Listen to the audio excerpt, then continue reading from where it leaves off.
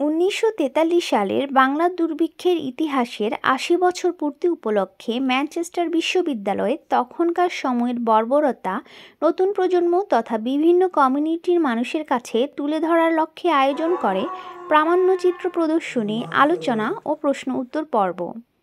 গুরুত্বপূর্ণ এই ইতিহাস ভবিষ্যৎ প্রজন্মের সাথে সংযোগ স্থাপনের অন্বেষণ করতে কাজ করছে, আর এই জন্য সবার সমর্থন সহযোগিতা গুরুত্বপূর্ণ ভূমিকা রাখবে বলে মনে করেন মূল উদ্যোক্তা প্রফেসর অনিন্দিতা ঘোষ। হ্যাঁ, নরম্যান্ডি বিচে অ্যালাইড আর্মিস ল্যান্ড করলো এবং পৃথিবীকে ফ্যাসিজমের কোপ থেকে উদ্ধার করলো। মানে একই বছরে দুটো কমপ্লিটলি দুরকম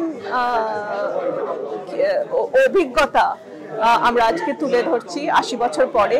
কিন্তু আজ আমাদের 43 ফ্যামিলি নিয়ে যেটা আজকের এই চর্চাটা হচ্ছে, এটা কিন্তু লোকে জানে না, বেশি অন্তত এই দেশে জানে না। আমরা বাঙালিরা জানি, কিন্তু এই দেশে কেউ জানে না। এবং অনেকেই আজকে তাদের পরের প্রজন্মকে নিয়ে এসছে, বাঙালিরা আমরা পরের প্রজন্মকে নিয়ে এসছে, তারাই প্রথম এটা শুনছে। তারা কোনোদিন এটা তাদের স্কুলে জানেনি, কারুর কাছে বাড়িতে হয়তো শুনেছে, কিন্তু বিস্তারিতভাবে এটা সম্বন্ধে কিছু জানেনি।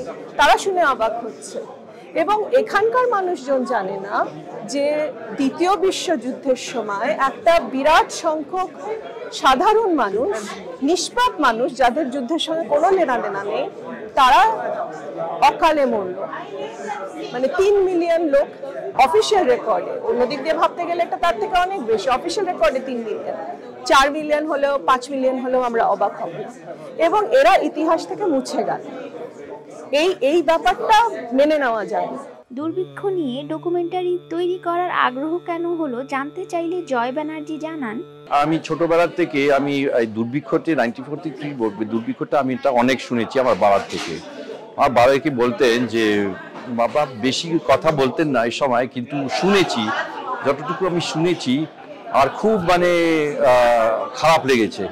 তো কি হয়েছিল ওই সময় আমাদের নিউ জেনারেশনে, বাঙালি হোক, বাংলাদেশে হোক, পশ্চিমবঙ্গে হোক, যারা ইংলিশই হোক, ওদের জন্য একটা ইতিহাসের একটা ব্যাপার আছে, যেভাবে কেন এইটা দুর্ভিক্ষটা, কেন এটা এরকম হয়েছে, ম্যানমেড ফাইমিন যেটা বলা যায় না, কেন এটা হয়েছে, কাদের রেসপন্সিবিলিটি। আর আমি যেটা করেছি, অনেকজনকে ইন্টারভিউ করলাম। আব্দুল গাফার চৌধুরী খুব নাম করা একজন কবি, সেটা আপনি অবশ্যই তো জানেন। সে ওনার ইন্টারভিউটা নিলাম, বিভিন্ন লোকজনকে ইন্টারভিউতে নেওয়ার পরে তারপরে আমি দেখলাম যে মানে চার্চিল যে মানে এই সময় তো ক্ষমতা ছিল, ওদের রেসপন্সিবিলিটি ছিল, আর খুব অনেকটা ছিল।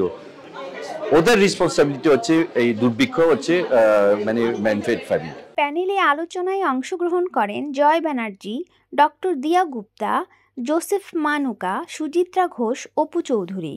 ম্যানচেস্টার বিশ্ববিদ্যালয়ের এই সুদূরপ্রসারী কাজ বাঙালির হাজার বছরের ইতিহাস, ঐতিহ্য সবার মাঝে পৌঁছে যাক। ম্যানচেস্টার থেকে Sajia Afrin, focus TV. The Philippines, Malaysia and Singapore fell into Japanese hands. At the same time, the Congress Party, led by Gandhi, threatened the British Empire from within.